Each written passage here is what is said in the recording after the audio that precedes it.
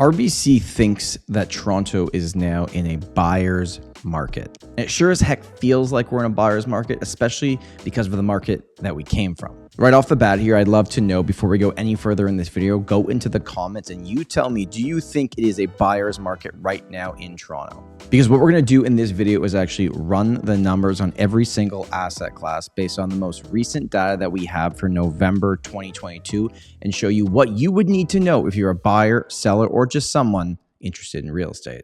My name is Tom Storey and welcome back to the channel. I'm excited that you're here. If you watch this video and you find any value in it, all I ask is give me a big thumbs up. A like on this video would be amazing. If you haven't already joined our growing community, you can subscribe down below. We are on our way to 10,000. And finally, if you watch this video and you think to yourself, hey, Tom, I'd like to ask you a question about the market. I'd like to work with your team in this crazy market. You can go into the first link in the description. You can book a buyer call, a seller call, or a discovery call just to chat about the market. So much has happened this year and it's happened so rapidly that it's really hard to keep your finger on the beat of what's actually going on in the market. And like, I do this every single day for a living. Other real estate agents, mortgage brokers, even economists, a lot of us have been wrong this entire year. And you don't have to remind me, but you can go back and watch my video where I talked about how my 2022 predictions were wildly off. So let's talk about this article and dive right into it. So basically the first 3 months of this year was wild. It felt a lot like 2021. There was multiple offers on everything. You couldn't get an inspection condition on everything. You had to come with a check in hand.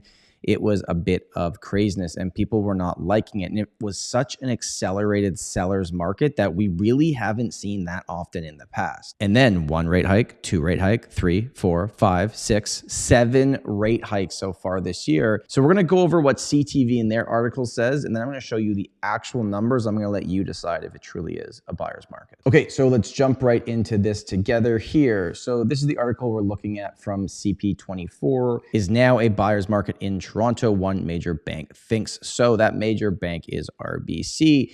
They also interviewed Karen here. I know Karen well. She does an awesome job with the news. I would highly recommend seeing what she has to say about this also. Is officially a buyer's market in many parts of the GTA as the ratio between sales and new listings continues to slide amid ongoing housing correction. A new report from a major Canadian bank says so. In this report released on Thursday, RBC economists said demand and supply conditions look reasonably balanced nationwide. That is not the case in many of the country's most expensive real estate markets, like Ontario and British Columbia. If you've been watching the Tom Storey Show podcast or listening, you know we've had a lot of guests on recently that are from the markets that aren't just Toronto and Vancouver. Like Calgary is still moving along pretty well. There's lots of areas that are pretty balanced out. But what this article is saying is that Toronto, based on new listings and the actual sales that are happening, is a buyer's market. Now, the main way that we figure out months of inventory is you take active listings at the end of the month and you divide it by how many sales, and that gives you the absorption rate. Now, in this article, they're saying new listings versus sales, which matters, but you can't forget about the rollover listings as well. And that's why I personally, when I run these numbers, use active listings divided by sales. And when you're running these numbers, anything under the number 3 is still fundamentally a seller's market, meaning about 33% of new listings are selling every month.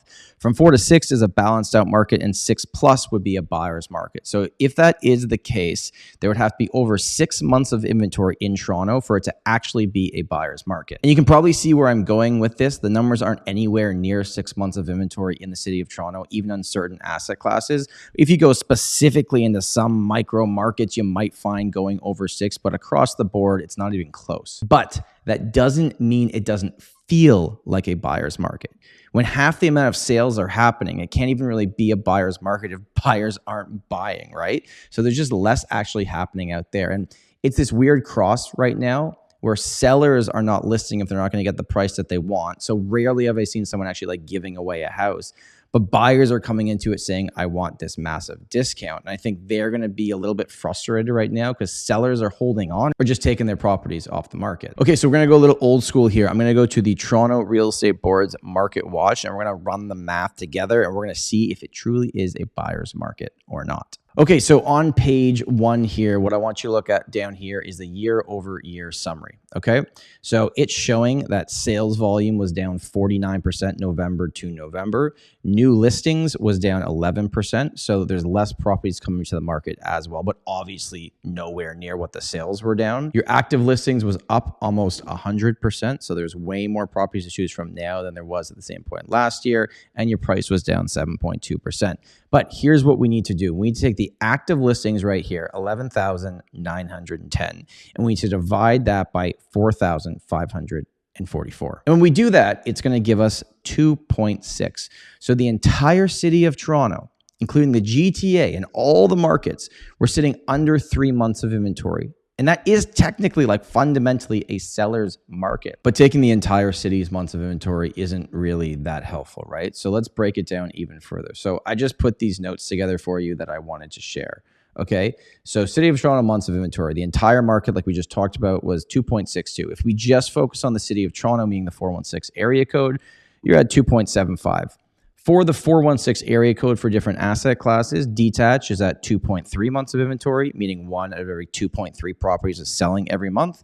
Semi-attached at 1.5, townhouses and row houses, but freehold are at 1.6, and condos are the highest at 3.2. So condos are approaching a balanced market based on what the numbers are telling us, but inventory would have to double. And that's what I've been trying to tell people, is that the demand has obviously come off. It's down 50%, but the new listings are also not coming to the market at the same rate that maybe people were thinking that they were. If we really focus in on it and go to downtown condos like CO1, CO8, you're about 3.6 months of inventory. So there you go. In this video, I just want to show you what the real numbers are actually saying as of November. That's the most up-to-date information that we have, because headlines do not tell the entire story. If you haven't subscribed already, make sure to do so, because the next video I'm putting out is my 2023 real estate predictions. My name's Tom Storey. Thank you so much for watching. And remember, home is where your story begins. If you like this video, please consider subscribing to the channel. You can learn more about the Storey Team at storeyteam.ca. We also have a weekly podcast called The Tom Storey Show, with new episodes each Sunday. If you'd like to book a call directly with Tom, you can do that via the first link in the description.